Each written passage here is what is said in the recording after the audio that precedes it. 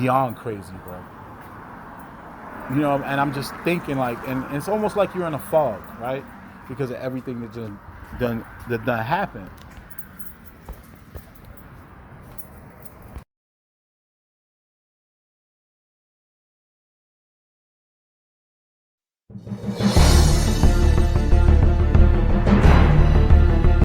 LAYQUAN.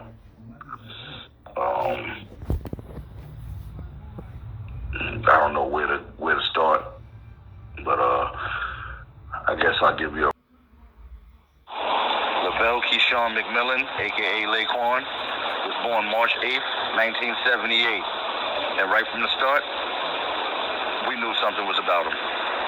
Being born to Michelle Green McMillan and Dennis McMillan, and having an older sister, Angel McMillan. The craziest part is, as a big of a pinnacle he was in Latimer Gardens, he never owned or resided in a project apartment a day in his life. He wasn't from there. We were from around the corner, him and me. The projects was like our melting pot. We were just drawn to it. Every kid from around the area. If you didn't live there, that's where you went to go hang out. From as long as I can remember, LAYQUAN was drawn to the projects, and it was embedded in him since the first day he stepped foot on that first pavement. In the beginning, that's what it was for us. That's what we did. We went, we hung out. Lay's early years, it was all recreation, as any kid is, man. We just wanted to have fun, go make a mark in the world. We played a lot of ball, man. Played a lot of ball against rival projects and other towns. You know what I mean? That was our thing. Mind you, this is long before we was in the streets ripping and running, you feel me? Youthful days, the best times. Latimer Gardens, 137th Street, Farrington Street, Prince Street, Union Street, 34th Road. It was a beautiful time, man. But just like the day turned to night, all times change. And we get older. Early teen years, none of us was really violent. Lay wasn't really a violent dude. Like I said, we were happy-go-lucky kids coming up, man. But the environment around us, mixed with a little bit of corrupt police, drug-infested area, it molded us to what we became.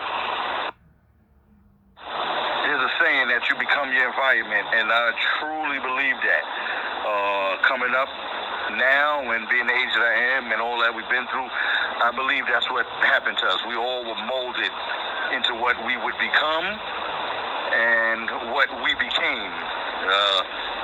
That saying is so real, man. You become your environment, and I believe that's what happened to all of us. By the time we hit our teens, the neighborhood had changed a bit, not too much, not too drastic, but it was still a place we call home, and projects were still there. And like I said, Lay was coming into his own at that time, man. His early teens, mid-teens. Time he got touched high school. Like, a lot of people don't know, we went to zone schools. Like, we went to Flush. I went to Flush in high school. Like, a lot of my peoples went to Bound. Lay was godlike in many ways, and academic-wise was no difference. Lay went to art and design, man. A lot of people don't know that. He had a short stay there for other reasons, but yeah, man, he went to art and design.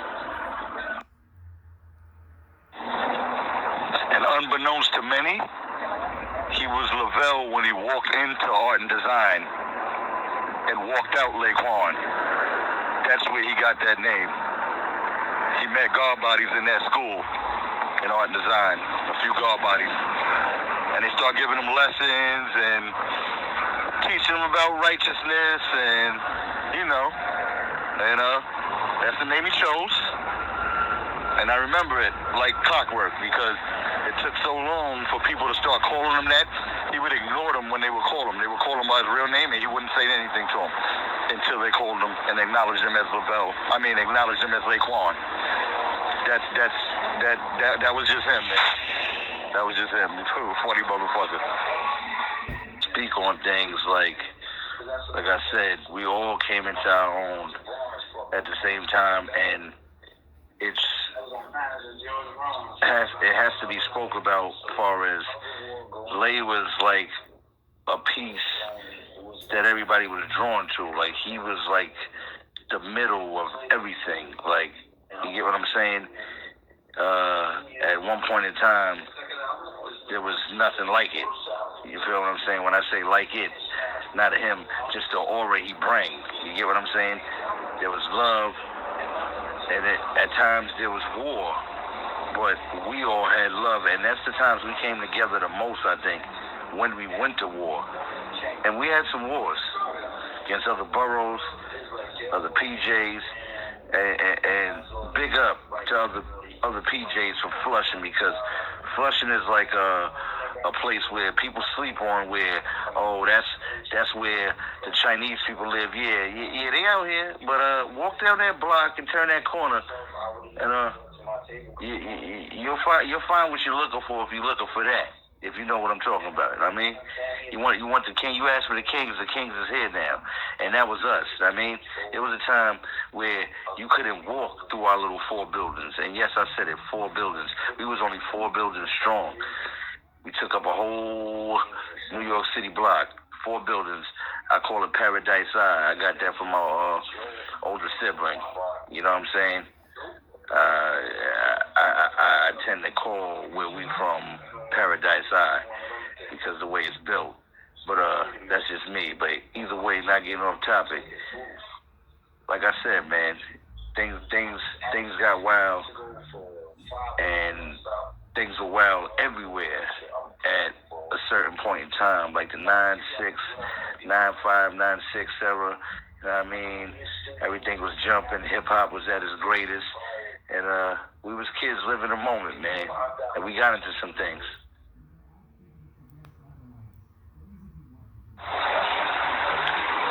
One thing about the guard, he didn't take no shit, man.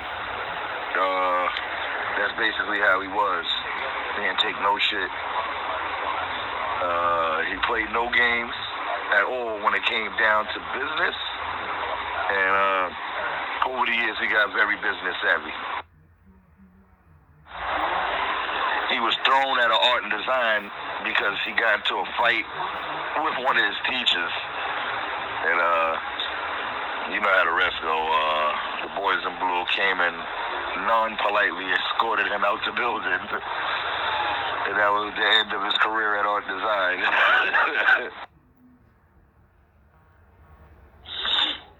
Like I said, we all had violent tendencies when we grew and got older. But beforehand, I mean, we were like every other kid, any other kids in the neighborhood, Lay in particular, you know what I'm saying? And we had camaraderie and sort of like a love and hate relationship with neighboring projects, you know what I'm saying, for a long while. And we would get into it, back and forth. And once Lay was cut in a fight from one of the opposing, projects, that all bets was off. That's when he really, turned it up level, fuck 10, level 100. From about 9-6 to mid-98, early 99, there was an ongoing war. And we all came into our own. We started finding out what was what and who was who on the other side and those around us. And shit was definitely real, man. And Lay, in any factor, if I would compare him to a figure, he was definitely a general.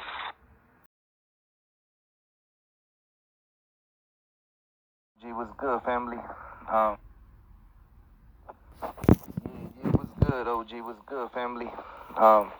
Just wanted to message you before things get real hectic. It got real hectic. I don't know how fucking more it get hectic out here in Afghanistan, but I just want to say, you know, I deleted all my Facebook and all that because, you know, they checking phones, breaking shit. I don't know, man. I'm confused, but it's getting, you know, the controller's getting off, I think. Yeah, after the 11th September. Just want to say, I just want to say my love, man. I love y'all, man. I mean, you know, we grew up together, brother. I don't believe in, you know, I'm Muslim, thank God, you know. I just don't believe in, like, he's a non-believer and this and that. You know, it's funny because the non-believers are the ones that's helping me out right now. Cut out the message. I didn't cut it out, but it cut out itself because I mean, my phone don't have that much memory to be saving all that much. And plus, you know, I'm a little confused and traumatized, so I don't know what the fuck I'm saying sometimes. You know, I be forgetting shit. So, what was I gonna say? Yeah, the homie's birthday, man. I mean, yeah, he's the OG, man. He the one that taught us everything. I mean, God taught us everything, but I loved him, man. He always took care of us. You know, he didn't never let nobody, you know, look down on us. You know, that's how I got in the hood, you know. And he took care of, God took care of me, and he did, man. He took me uptown, brought me white tees, up to, you know, New York fitted hats, uptowns, Timberland, you know, Timbs. You know, I mean, 25 years ago, man. Uptown, 15-year-old kid, man. $300 to $400 in my pocket all the time. Owning buildings, man, the whole Alamo Gardens, you know, the buildings and shit, man. Running the whole shit. Just family, I hope you put these 3 videos together because I couldn't message you all at once. And I got a lot to say because you know, it's all in my throat. I don't know what to say right now. I'm hiding right now in the kitchen, trying to speak the lowest I can, but I know they fucking hear me, the neighbors. But, you know, they be snitching and shit on that bullshit. So the Taliban don't hit them up or something, you know, just motherfuckers be snitching for free. It's just how they are, man. Cause they scared. Scared. But, you know, I love y'all, man. Yo, OG, stay up, man. I just wanted to say, you know, for the brother, my brother Lay, man, you know, I pray to God he go to heaven, you know what I mean? I love him, that's why. You know what I'm saying? And the non-believers, let's get back to the non-believers, man. Those are the ones that help me, so I actually believe that they're the believers, man. I mean, I don't know how to explain it to y'all, but I love all y'all, man, and I grew up with y'all. Me, man, I don't cut that shit off, you kidding me? It is what it is, man. It's destiny. If it's gonna happen, it's gonna happen. With the picture or without the picture, you hear me? Yeah, OG, put the picture up there, man. Nigga ain't scared, man. Put the picture up for my nigga Lay, man. Lay low, you know? That's how we do, baby boy.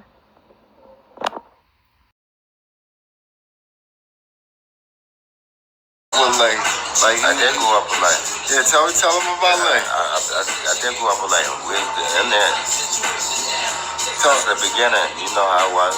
How y'all grew up together? Me, Lay, Nut, Kwamel. It was all of us. What y'all used to do as a kid when y'all was out there killing man, we used to have a good time. We used to play basketball. He was nice. He was good in ball. He was nice in ball. He got a little handle. He was nice in ball, son. He was definitely nice. Oh yeah, he always had the lady though. He always had the lady, right? Yeah, he always got the lady. Yeah, little pretty boy, right? Shit. SIP to that dude. Sleep in peace. Yes, I fucking love that dude. I love that dude too, man. I used to watch him. I used to watch him when I was little in the kitchen. You know what he does. I grew a connection with him. I used to sleep in his house. I remember one time I was locked up. I was like stressed out. It's my first bid. I'm like 11 or some shit. I'm crying. I'm in jail. I call Bobby. Like, Lay pick up the phone.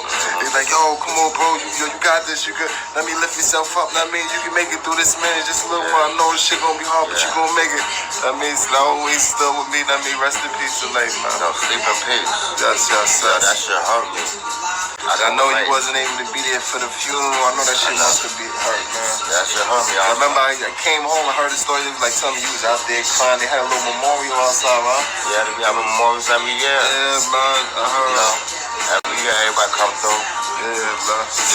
Late sister, Joe. Right. He used to have beef over here with the Blair, right? Y'all remember that shit? The Blair was the Latimer. Nigga used to. Right. It used to be crazy. That shit's different now. We in the Blair now. I got your message, homie. First, I'm gonna say rise in power to the God Lay. You know, he was magnetic, charismatic, one of those one-of-a-kind type individuals, you know what I mean? At the core, a genuine soul, man. A genuine soul at the core. Loved by many, hated by few. You know what I'm saying? He was real personal, very quiet, but outspoken at the same time. Definitely a leader, you know what I'm saying, from the hood. Speaking on that aspect, no nonsense type of individual, you know what I mean? Took no shit, gave no shit at the same time. You know, he was real fair.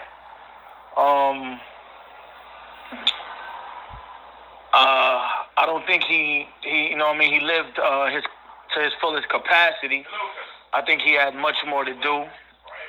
You know,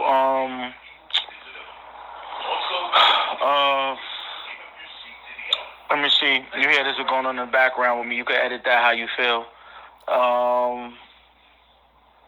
You know, he gave.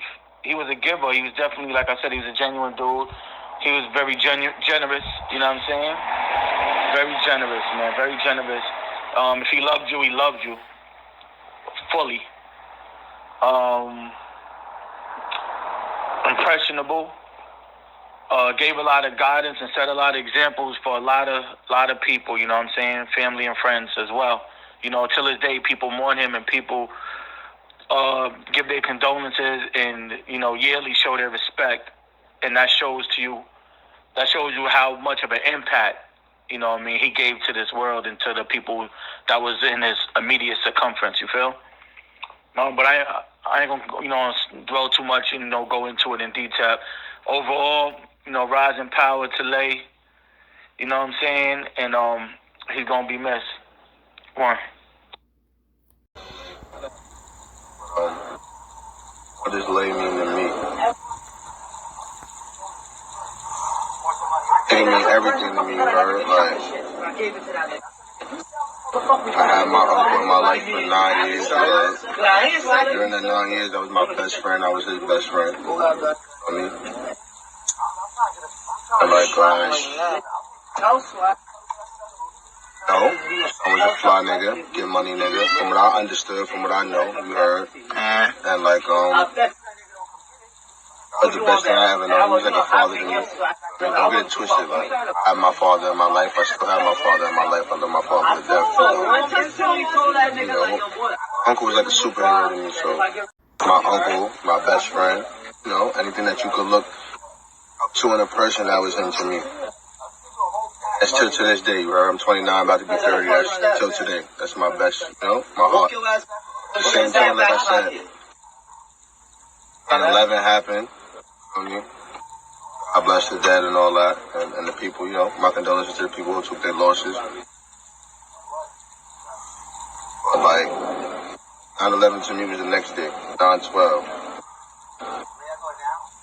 The call at 6:30, you heard, my uncle had passed away. That shit had crushed my heart, you heard. Go to the hospital with my family that night. You know, my people's went. And, you know what I'm saying? They said bro was, you know, pronounced dead. At the end of the day, you heard, like,